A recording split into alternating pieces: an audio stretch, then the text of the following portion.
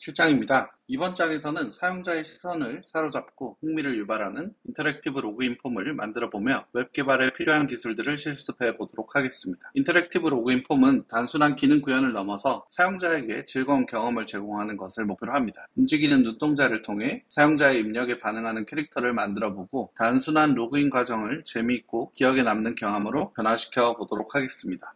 먼저 결과물을 보면 이렇게 마우스를 따라다니는 눈을 볼 수 있고, 이렇게 키보드를 입력하게 되면 눈이 따라오는 것을 알 수 있습니다. 비밀번호를 입력하기 위해서 비밀번호 인풋란에 포커스를 하면 선글라스를 껴서 보지 않는다는 느낌을 주고 있고, 눈을 클릭해서 비밀번호를 볼 수 있게끔 전환을 하면 마찬가지로 이렇게 눈이 따라서 움직이는 것을 확인할 수 있습니다. 먼저 HTML 마크업을 할 텐데요. 기존과 같이 리셋 CSS, 로그인 CSS, 그리고 로그인 JS를 임포트하고 로그인 클래스를 가진 div 태그를 크게 감싸고 있고, 그 내부에 캐릭터 클래스를 가진 div 태그와 폼 태그를 각각 마크업합니다. 캐릭터 클래스 선택자를 가진 div 태그 내부에는 선글라스를 담당하는 div 태그와 그리고 레프트 라이트 태그가 가까이 있고, 그 내부에 농구공을 나타내는 퍼필 클래스 선택자를 가진 i 태그, 그리고 입을 담당하는 마우스 클래스 선택자를 가진 div 태그까지 마크업을 합니다. 그리고 폼 태그 내부에는 각 라벨 태그를 사용해서 이메일과 패스워드 입력을 나타내는 인풋 태그를 각각 나타내고, 이메일 형식으로 작성하기 위해서 타입을 이메일로 해주고 패스워드는 패스워드로 지정을 해줍니다. 그리고 플레이스 홀더를 사용해서 인풋에 기본적으로 값이 없을 때 나타나는 값을 지정을 하고, 오토포커스를 사용해서 기본적으로 최초에 로드 되었을 때 자동으로 포커싱이 되도록 합니다.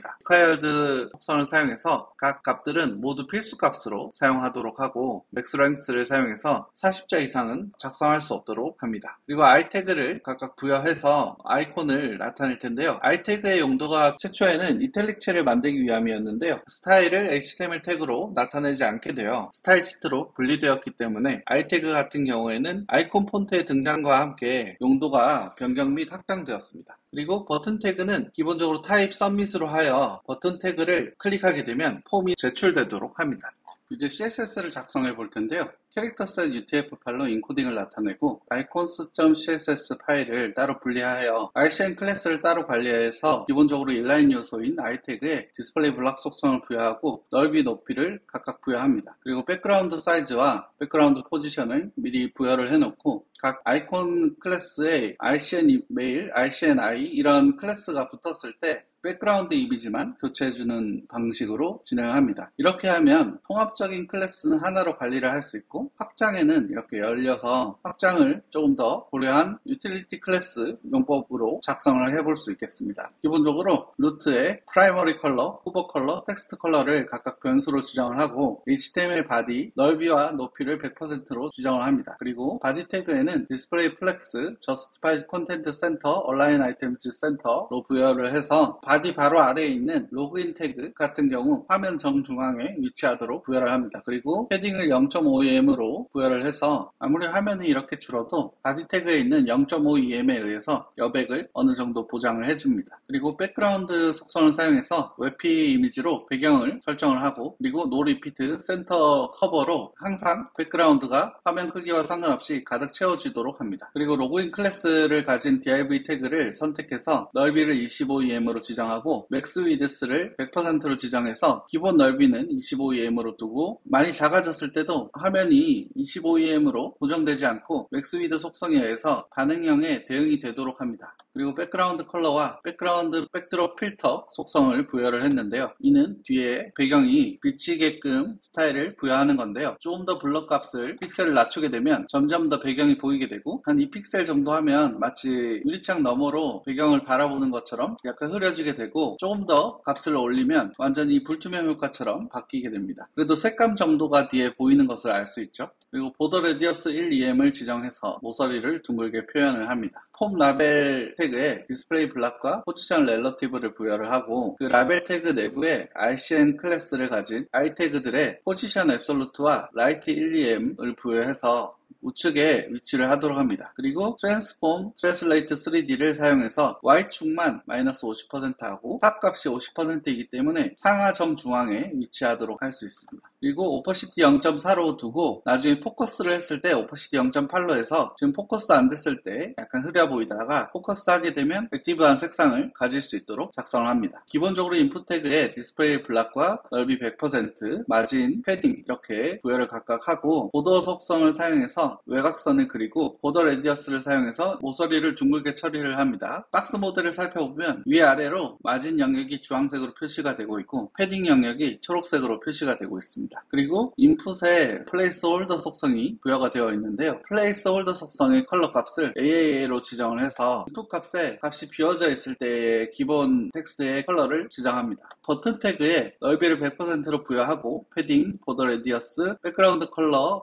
속성을 사용했고 폰트 웨이트, 텍스트 얼라인 센터, 커서 포인터, 트랜지션 속성을 사용해서 버튼 태그를 스타일링합니다. 지금 여기서 패딩 속성을 줬는데요. 패딩을 1EM으로 좌우, 상하로 다 부여를 한 이유는 나중에 글로벌 서비스를 한다고 했을 때 패딩 속성이 기본적으로 없으면 너무 붙어 보일 수 있고 상하만 부여한다고 했을 때도 텍스트가 좌우로 너무 붙어 있는 것을 볼 수 있습니다. 이걸 방지하기 위해서 공통적으로 패딩 속성을 주어 만약에 텍스트가 길어지더라도 이렇게 여백을 어느 정도 주어 자연스럽게 개인이 되도록 합니다. 그리고 후버 미디어 쿼리를 사용해서 버튼에 후보를 했을 때 백그라운드 컬러를 조금 더 진한 색상으로 변경을 해줍니다. 그래서 이렇게 진하게 바뀌는 것을 확인할 수 있겠고요. 이제 본격적으로 캐릭터 영역을 구현을 해볼 텐데요. 캐릭터 영역은 기본적으로 얼굴 형태를 나타내고 있고 비포 가상요소 선택자와 애프터 가상요소 선택자를 사용해서 머리와 목 부분을 표현하고 있습니다. 그리고 선글라스 영역이 있고요. 각 눈을 표현하는 아이클래스 선택자를 가진 div 태그 그리고 입을 표현하는 마우스 div 태그가 있겠습니다.